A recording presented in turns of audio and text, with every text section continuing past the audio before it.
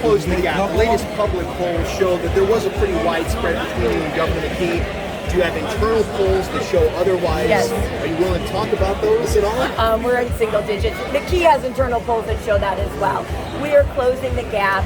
I think that, the primary's late, so people really focus in after that time, and the choice is really, we are a study in contrast. McKee is a career politician, somebody that is not really representative of the future of Rhode Island. I believe I am. I'm a successful businesswoman, and I am just doing this because I want what's best for Rhode Island. And you think that'll pull in the independent or undecided voters? Yeah, I think that my message is a message about the future of Rhode Island, which is important. It's not a Democrat or Republican message. It's a message about what do we want for the future of our state. So I will invite anyone, Democrats, Republicans, independents, if you like my vision, you like my policies, please join us so that we can have change. But if you don't vote, then we're not going to have that. It's critically important to the future of the state. Actually, what does it say that McKee needs, Governor McKee needs Joe Biden to come into our campaign? I mean, desperate campaigns do desperate things. I mean, he needs to call in folks from D.C. to bail him out. That's unfortunate. I would like to talk about policies and issues. I don't need to have a D.C. party in Rhode Island at a critical time. That's not what should be being done. But I get it. He needs help. What was your reaction when you saw that First Lady is coming here to campaign for Democrats? I mean, I'm so focused on issues in Rhode Island that, it is what it is. I'm doing this and he's having parties. I think that shows sort of the different type of leaders that we're going to be. Ms. Kalis, what do you have to say about the turnout tonight? Veteran hands are already saying this is one of the biggest Republican turnouts at a rally like this in a generation. It's a Democrat rally as well, so it's a bipartisan rally. The reality is the people are energized, they want change. And you see it reflective in the individuals that are here. It's really exciting. And that is really what we're hearing is going on around the state. If people feel the momentum, they are ready for change. How are you responding? I should say the governor seems to be striking out in all directions at people on a very personal level, particularly Judge Flanders with his appearance you with last week. Now that was a substantive policy statement. Is that desperation? I mean, that's just his character. I mean, he did it with Helena Folks. He did it. It's what he does. He did it with me. Instead of having a conversation about vision and substance, he moves into petty personal attacks. What kind of impact do you think endorsements from Mayor Fossa and former Speaker Matty Smith will have? I am just so honored to have their endorsements. I think that it is important to note that it's okay to cross party lines and support somebody if you believe in their message. And I hope that that is the message that gets across, is that this election, especially when you're electing a governor, it's one of those races where you have the opportunity to choose a person over a party. And for Rhode Island, that's critically important this year. I need Democrats to join our cause. I need that. And I believe it's the right thing to do. And if you look at me as a person and you listen to my policies, which I have policies and plans, unlike Dan, I think that the message resonates. We need a thoughtful leader as we go into recession. Somebody who understands what they do, somebody who has a fundamental understanding of policies, and you have that in me, you will not have that in Dan McKee. And this is not a time where we have somebody who just wants the position rather than the job. He wants the title, he doesn't want to do the hard work, and the people of Rhode Island deserve someone who wants to do the work. What do you do with the gantries once they're torn down? What are we going to do with them? You can sell them to Well, I'm a business person, so I'll try to make the money back for the state. I'm sure we can find something to do with them. But yeah, I'm not going to let them just sit there. We can sell them to another state. Thank you, Ashley. Sorry, thank you. How does it feel to have Dick Foster and Matty Smith, two big heavyweight, lifelong Democrats, on stage endorsing you? It's incredible. I mean, it's really nice. I mean, they're great men. It's incredibly flattering, but I think that the real message is this year that we need change, and that they are willing to pick a person over party, which is important for our state. That's the sort of leadership that we need to sustain our democracy. We need to stop this partisan stuff in the country. It is not productive, it threatens institutions, and it threatens our country's ability to choose leaders that work for everyone. So I think that is a message that we need more of in this country. And Democrats like Mayor Fossa and Speaker Smith, they're more of those conservative Democrats, not as progressive as where most of the party is shifting. What would you say if someone says that that's not representative of the current I would welcome progressives to join in our cause. If they believe in my message, then join me. I think that there is more support, and so they're on the conservative side. But some progressives, listen, I heard on the other side they're saying they need a whole new government, so they don't like Dan McKee either. Are there any progressives from the I mean, I didn't check to see if they were progressive or not at the door, but I don't know. I don't know what the criteria is, right? But there are people who have a vision for the state that is less conservative than other conservative Democrats that are also hearing my message, especially as it relates to homelessness and protecting working people.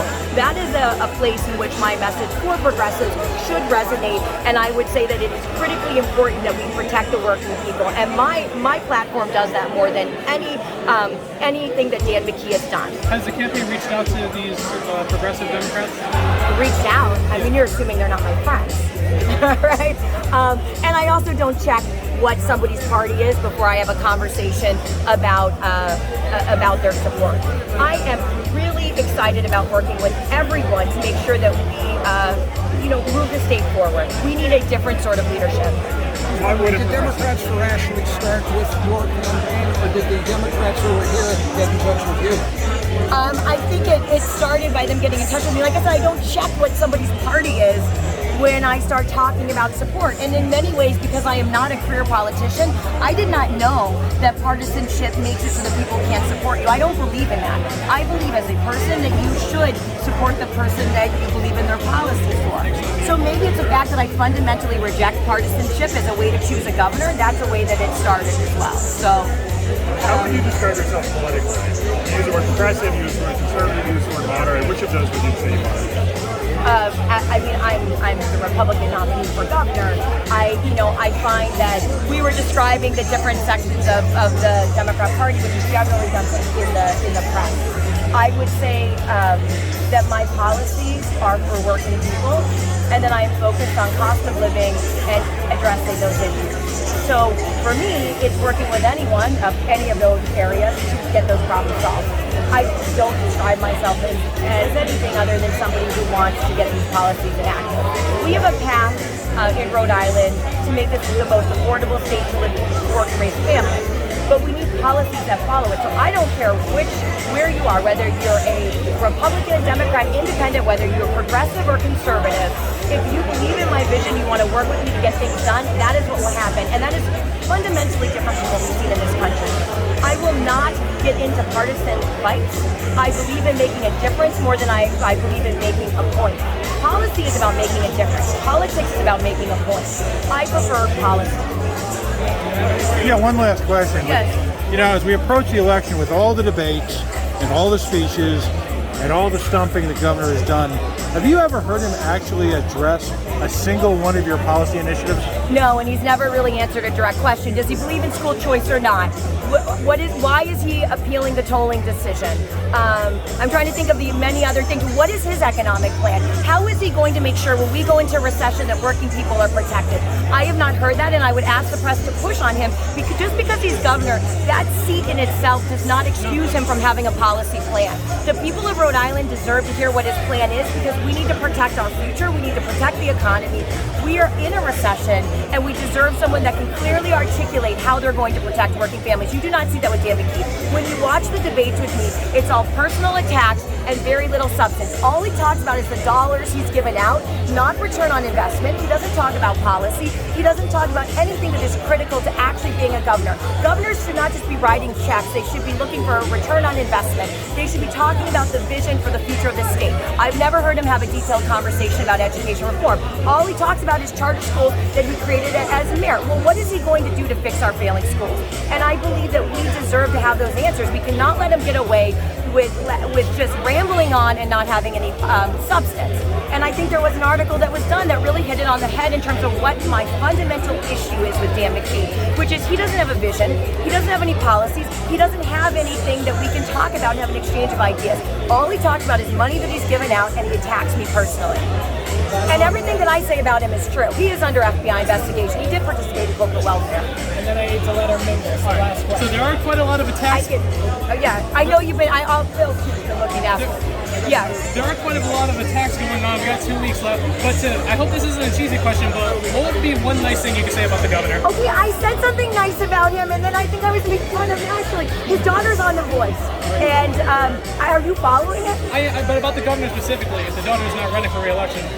Oh, what, you want me to come up with something about him personally? Like something nice. What would be one nice quality you could say about the governor? At the end of the day, we're all human. We all want the same things. You know, he reminds me of my grandfather a bit from Quincy, Mass. The way he's a bubbler, it's similar. It's nice. You know, I think that he has changed from there. But I think that anybody who gets into a race, it's the same with Alina. Anybody who puts himself in the ring deserves to be commended, because participating in the democratic process is something that is critical for us to continue democracy. So anyone who wants to get in this, I would say deserves praise, and also I respect them because of that. Wait, sorry, is it school choice? What's your school choice? I support public school choice. Yeah, I'm on the record saying public school. So public school choice is not valid. It is public school. I'm on the record of my policy about where I am with that. So, on the second debate, I asked him, "Are you for school choice or not?" He couldn't answer the question. He didn't want to say no. He didn't want to say yes. And so I said, "Well, it looks like we're going to have public school choice, which is a big deal for kids that are trapped in failing school." And he wouldn't do it. I'll try again for you next time.